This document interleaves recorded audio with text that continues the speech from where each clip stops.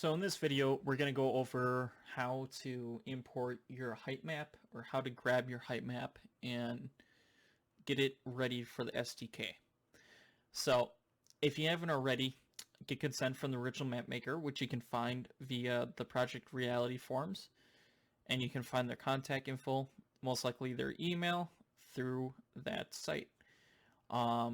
I recommend going via email because it's fastest. I don't really think they're going to be on the PR forums as much as they used to. I know there is consent or a constant flow of developers for that, or a small team still working on that. Now, some of these map makers have an R playing squad. They may not be in the Discord, but they may be, and it's I recommend checking around the modding Discord or the regular Discord because they might be in there. But I highly recommend going via email. So once you already have the consent of the original map maker, you're going to need to have your PR editor downloaded. And it has to be installed. There is a tutorial on how to do that on their forums. But after you downloaded it, after you have it installed and all that, you're going to have your root folder, or the direct folder of the PR. So to find the map that you want to work on is it's going to be in mods, PR edit, levels, and it's going to be whatever map that's in here. They should all have the height map of each level. And so for me, I am making Remil. So Remil. Find the folder that you want, and inside you're going to have a bunch of multiple files, and you're like, oh, okay, which one do I take? Well, it's going to be the raw file, and Photoshop can open that, and all you're going to have to do is you can save it as a raw file out of Photoshop and all that, and you can import it into a world machine. So go ahead and open Photoshop. I already have mine opened. And it's going to come in as 1025 pixels. Now, when it comes in and gets imported, it's going to be flipped, and it's going to be flipped horizontally. So you're going to have to fix that. So north is pointing south, and south is pointing north. So go ahead and go to Image, Adjustments, or Image Rotation. Flip Canvas horizontally. And then you want to flip it 180. And to make sure you have it correct, you can look at the map gallery on PR and to make sure that you have everything set up correctly how it is.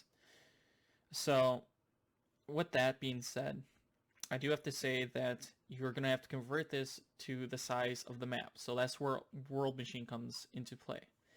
So after you have this all flipped, all that snazzy stuff, you're going to save it to your desktop or wherever your heart desires, and I recommend saving whatever you want to save it as, RAW, PNG, JPEG, whichever.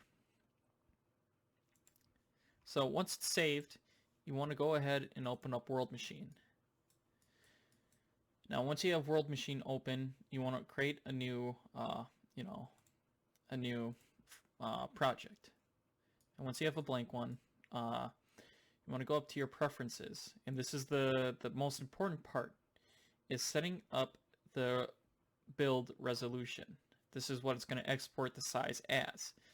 A lot of the World Machine stuff, like I said in the intro video, is not going to be covered by me, because Axon has a good series and he goes kind of in depth on what to do with the different nodes in World Machine. So the quick and easy thing is to figure out what you need to export it as. So I know Remil is 2 kilometers, and the way you can figure this out is by looking on the map gallery on the Project Reality forums. You can find the map gallery, it's interactable, and it'll give you an entire list of all the maps that is in Project Reality. So I know Remil is 2 kilometers, so I'm going to export it as 2 kilometers. Axon, I think he just covers it on what to export. Well, I know that 2017 is going to export it as 2 kilometers, or 4033 is going to export it as 4 kilometers, etc., etc. So, once you figure that out, you're going to hit OK. The first thing you're going to bring into World Machine is going to be a file input, which you can find in Devices, Generators, File Input. And once you have this in, you want to double click and load, and you want to find your file, preferably the one that just came from Photoshop because you just flipped it. So, once you have the height map in this file input, you want to hit OK. It's going to be here. Alright, you're like, cool, what the hell do I do now?